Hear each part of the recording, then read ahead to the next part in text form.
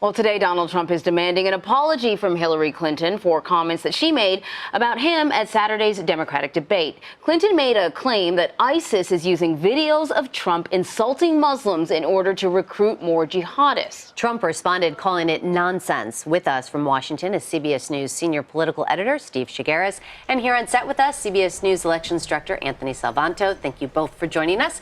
Steve, I want to start with you. The battle between the two frontrunners is really starting to heat up. At this point, the two seem fairly untouchable. Can any of these insults affect their standings? Oh, I don't know. What I found really interesting, actually, watching this debate on Saturday night was how all three of the Democrats only mentioned one Republican the entire night, and it was Donald Trump. And so it's very clear that that the Democrats are viewing Donald Trump as somebody to go after, and they're hoping, I think they must be hoping that he gets the nomination, because they feel that, well, I don't know if they hope that he gets the nomination, but they feel that he would be good to go against in the general election, in the sense that it'll rile people up that support them, and maybe rile independents up as well. So it was just really interesting to me that the only one mentioned by name was Donald Trump. Anthony, you crunch the numbers, you talk to people about their feelings. What do you think? These two front runners, are they pretty much firmly in place? Well, Hillary Clinton has a pretty formidable lead nationally, but as you've seen, Bernie Sanders, he's having a little trouble getting ahead of Clinton in Iowa, but he's close. And in New Hampshire, he's got a pretty sizable lead. Now, his trouble is that as you go then south through states that hold their primaries after those early states, that's a much tougher road for him. There's a lot of his constituency in a place like New Hampshire. But, on the broader point, two things. One is that Democrats say that they like the tone and tenor of the Democratic race. They like both of these candidates. And we asked them, actually, do you want Bernie Sanders to go after Hillary Clinton harder than he is? And they said, no, that's fine. We like Hillary Clinton. We just like Bernie Sanders better. And in fact, her voters like him a lot, too. The other point on this is that Hillary Clinton's big trump card here, so to speak, is her within the Democratic race, is her electability. Democrats tend to see her as better able to win a general election than Bernie Sanders. So she's going to make that point, and by going after Trump, she's making that point. And Sanders, of course, probably wants in on a little bit of that action. Oh, I can take on the Republican frontrunner, too, play into that electability. Yeah. We also have some breaking news into the newsroom. We're just seeing reports that Senator Lindsey Graham has dropped out of the race. Steve Chaggaris, what do you make of that? Is that going to make much of an impact? He was really polling low in the numbers. Yeah, he was never really a serious challenge to anybody in the Republican race. He was polling in single digits from the get-go. It's interesting in the sense that he was out there really sort of hammering Donald Trump hard from the very beginning, and he never really got much traction there. I think what was pretty indicative of the lack of his lack of success was even polling in South Carolina, which is the state that he represents in the Senate.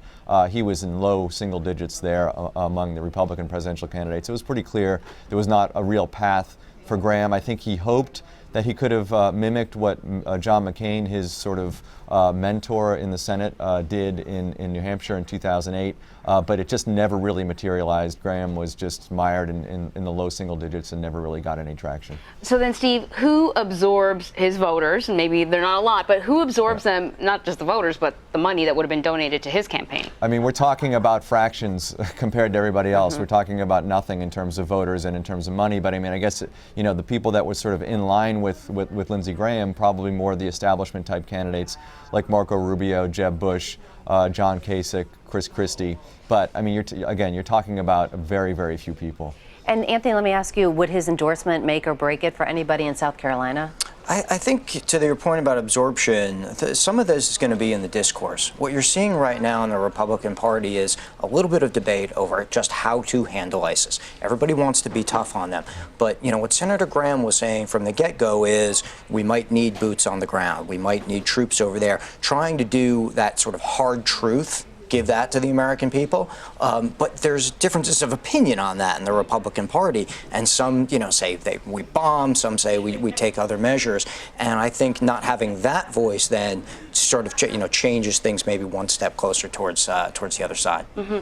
Can we go back to talking about some of the news that we alluded to earlier about Donald Trump demanding an apology from Hillary Clinton for what she said during the Democratic debate, that his words and video of him speaking was actually being used by ISIS as a recruitment tool. He said, look, where's the video if that's the case? And he flat out called Hillary Clinton a liar and said that she lies all the time. So my question is, Steve, how does she react to that? Or should she react at all? You know, when you begin a war of words, things can get out of control pretty quickly. When they get out of control for Donald Trump, it doesn't seem to hurt him very much.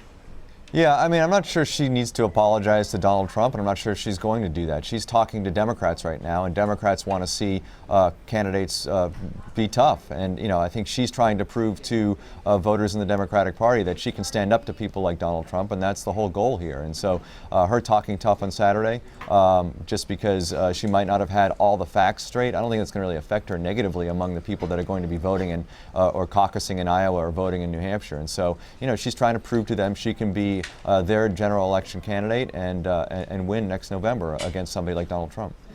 Let's talk about the Republicans again. The CBS News Battleground Tracker poll has found Donald Trump leading in 2 of the 3 early voting states. Anthony, does Donald Trump need to regain traction in Iowa? Does it matter? Well, he's held steady, actually. When you talk to his voters, and we re-interview a lot of his voters, they're with him. And they say their minds are made up, they are decided. But what's happened is that Ted Cruz has picked up all the former supporters, or most of them, of Ben Carson. And so with that, he's kind of gone past Trump by adding in their support. So, to your question, yes, he will eventually need to grow his base a little bit. And we've long through this campaign wondered where his next set of votes might come from. But for the voters who are with him, they are solidly with him. And we see the same thing in New Hampshire, where they don't budge, and then in South Carolina, where he's also up and where they don't budge. Speaking of New Hampshire, there's been a lot of talk about Chris Christie. He's spent a lot of time in New Hampshire, poured a lot of resources in New Hampshire, and we talk about, the headline is Chris Christie is surging in New Hampshire, but we see the latest poll, he's in 4th place. Has anything budged for him really at all there?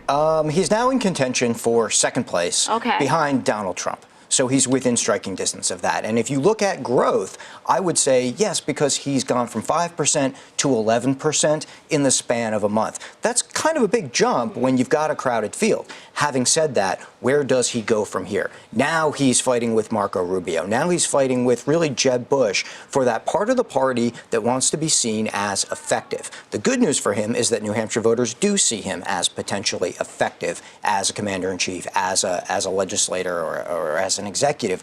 But he's going to have to jockey for position now with that set of voters. They're all way behind Trump. All right. And as we mentioned, some breaking news in the GOP field. Senator Lindsey Graham has announced that he is dropping out of the race. Steve Chaggaris, I want to ask you a little bit more about that. Could his endorsement for South Carolina, we've heard him, he really does not like Donald Trump. Could he go after and endorse somebody else and really be like a turning point, possibly?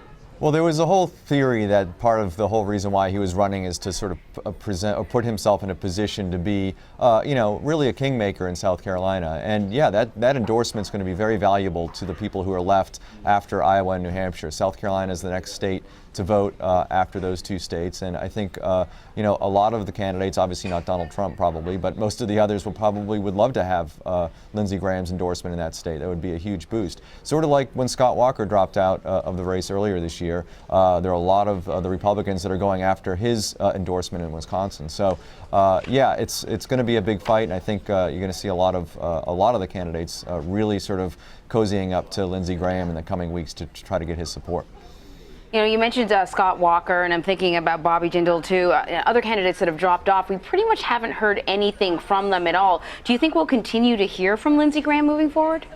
That's a good question. I think simply because he is representing South Carolina, and it is such an important state in terms of early voting, that yes, I do think we'll hear from him. And plus, he's never been shy talking about foreign policy. He has a deep knowledge of what's going on in the Middle East, and I don't think he's going to shy away from continuing to criticize people like Donald Trump on those issues. And so, yeah, I think we'll continue to hear from Graham. All right, Steve Chaggaris and Anthony Salvanto, thank you so much, gentlemen. Thanks.